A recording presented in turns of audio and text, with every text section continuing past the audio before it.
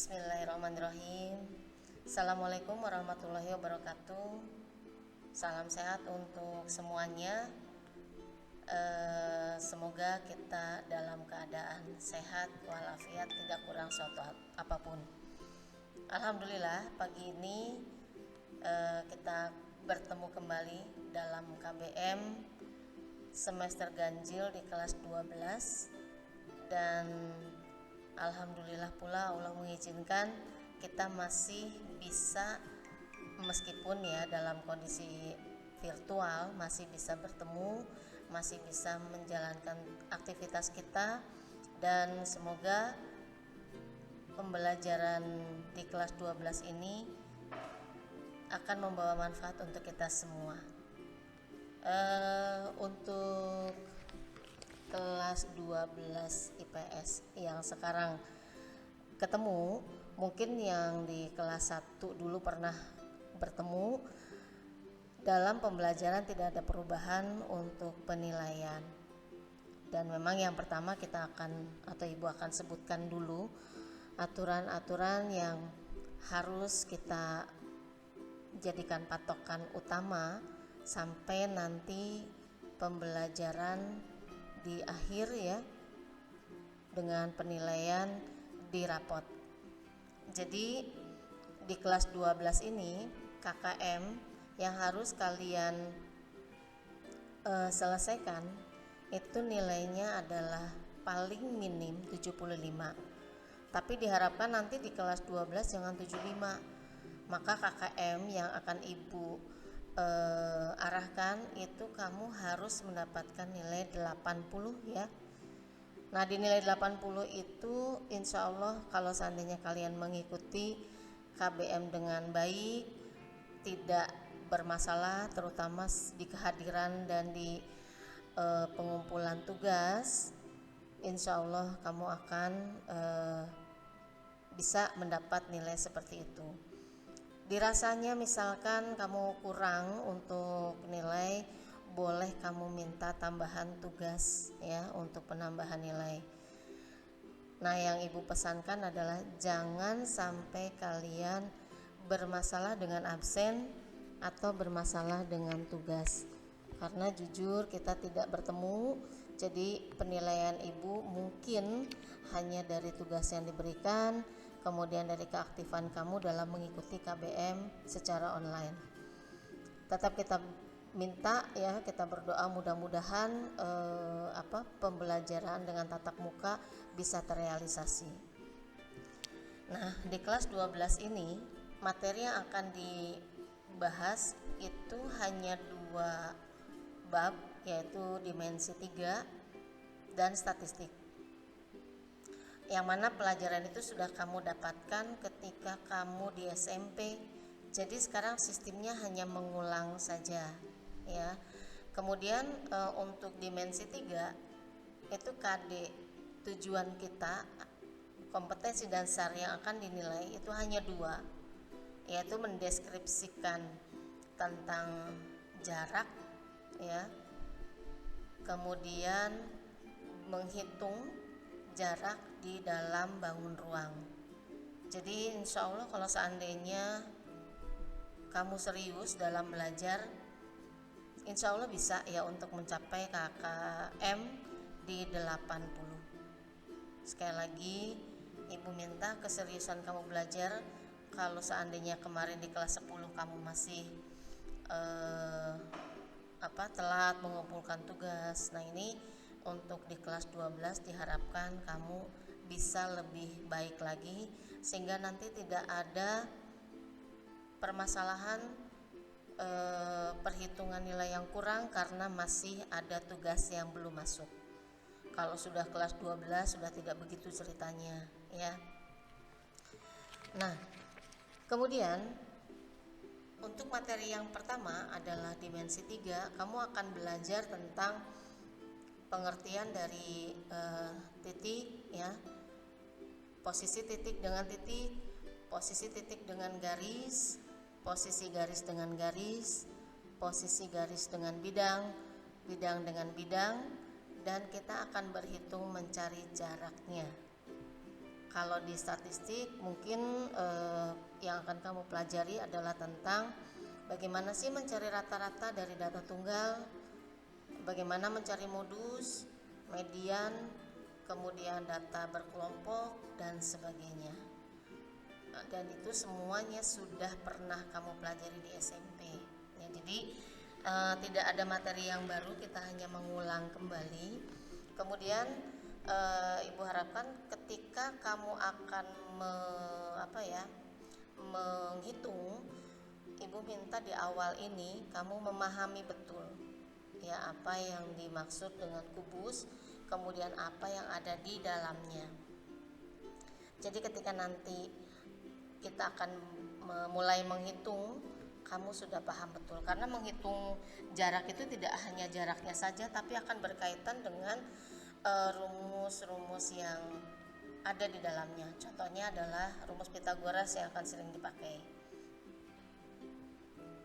Baik, untuk yang pertama adalah kita lihat dulu ya, kita pahami dulu yang dimaksud dengan bangun ruang.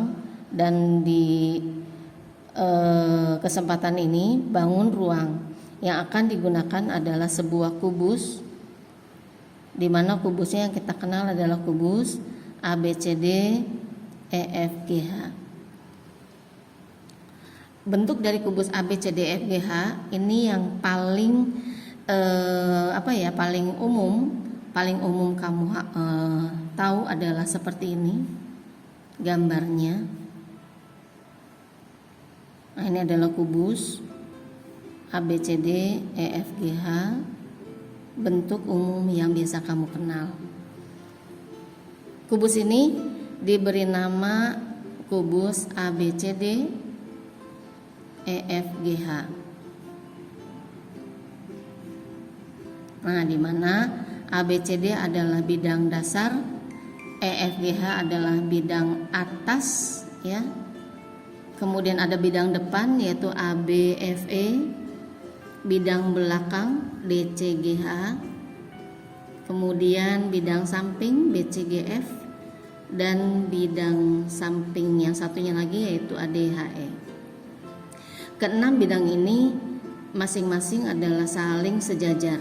Contoh, ABCD sejajar dengan EFGH. Kemudian BCGF sejajar dengan ADHE dan ABFE sejajar dengan DCGH. Nah, itu posisi untuk satu kubus. Kemudian yang akan dipahami adalah posisi titik ya. Titik ini ada 3 posisinya.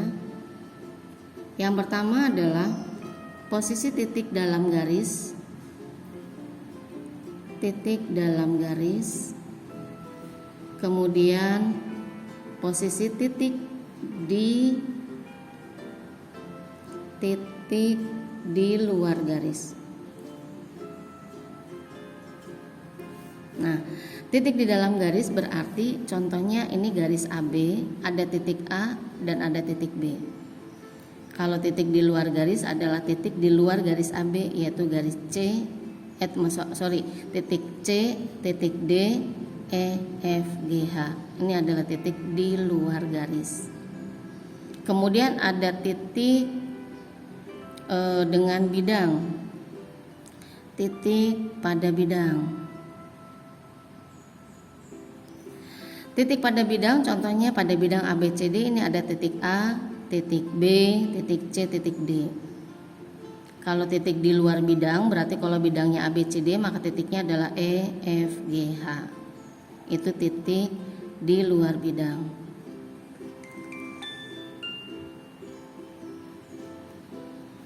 Nah, kemudian ada lagi garis dengan garis. Ini Ibu buat simpelnya ya. Nanti kamu yang akan cari sendiri kelanjutan materinya. Jadi Ibu sebutkan secara garis besar. Nah, garis dengan garis ini misalkan Ibu ambil contoh ada garis yang disebut garis sejajar. Garis sejajar adalah garis yang posisinya sama tapi dia tidak bertemu. Contoh, AB dengan DC itu sejajar. Kemudian garis lainnya adalah BC dengan AD itu sejajar. AE dengan CG itu pun sejajar. Dia tidak bertemu. Kemudian ada garis yang berpotongan. Nah, garis yang berpotongan adalah garis AB contohnya dengan BF. Dia berpotongan di titik B. Kemudian garis AB contohnya dengan BC, dia juga berpotongan di titik B. Garis AD dengan DH dia berpotongan di titik D. Jadi ada satu titik pertemuan, maka disebut garis yang saling berpotongan. Ada lagi garis yang bersilangan. Nah, garis yang bersilangan ini agak beda ya posisinya. Contoh adalah AB dengan CG. Posisinya AB dengan CG dia tidak satu arah, juga tidak bertemu dan berada di di bidang yang berbeda, maka dikatakan garis ini bersilangan. Contoh lain misalkan AE dengan BC ya, AE dengan BC ini posisinya pun berbeda dan tidak bertemu. Nah, itu garis dengan garis. Kemudian ada lagi bidang dengan bidang. Misal bidang ABCD tadi di awal sudah dikatakan dengan EFGH ini saling sejajar.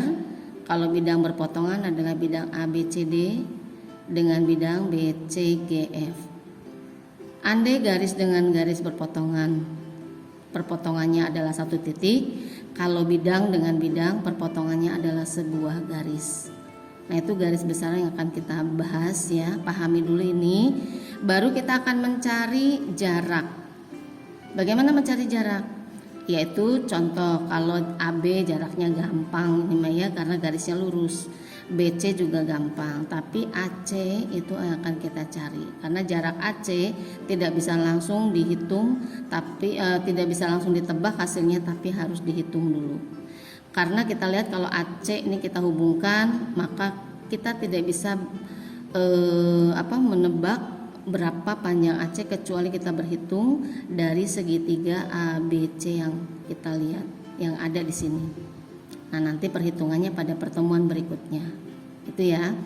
Jadi untuk pertemuan pertama Ibu kenalkan dulu apa yang harus kamu pelajari, kemudian kamu kenali dulu apa yang dimaksud dengan jarak ya, jarak antara titik dengan titik, jarak antara garis dengan garis, titik dengan garis, titik dengan bidang dan seterusnya.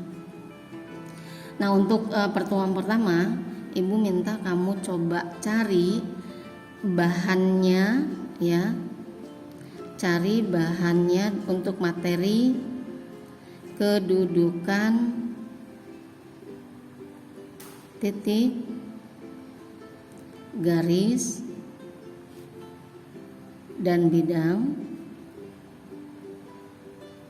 pada bangun ruang A, B, C, D, E, F, G, H.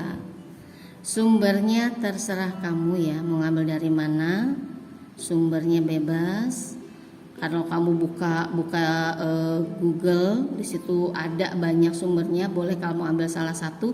Kemudian kamu rangkum dan kamu kamu ringkas ke dalam buku catatanmu, kemudian kamu upload sebagai tugas yang pertama. Jadi Ibu minta kamu pahami dulu ya tentang kedudukan titik, garis, dan bidangnya, kemudian kamu cari sumbernya, kemudian kamu catat, kamu rangkum yang menurut kamu itu penting. Oke, kemudian kamu upload ke dalam GCR-nya, nanti Ibu berikan ruangnya, kemudian kamu tulis sebagai tugas yang pertama. Itu saja untuk pertemuan yang pertama ya. Ibu tunggu tugasnya tidak boleh lama-lama, ada deadline waktu, kemudian juga jangan lupa ada deadline absen. Ibu hanya ngasih waktu tenggat 1 jam untuk absen. Semoga bisa disiplin untuk pelaksanaan KBM kita sampai nanti di bulan Desember insya Allah. Baik, Untuk pertanyaan boleh kamu chat ya lewat Google Class atau lewat WA. Itu saja untuk pertemuan pertama kita. Mohon maaf atas segala kekurangannya. Ibu tunggu untuk tugas yang pertama. Terima kasih. Assalamualaikum warahmatullahi wabarakatuh.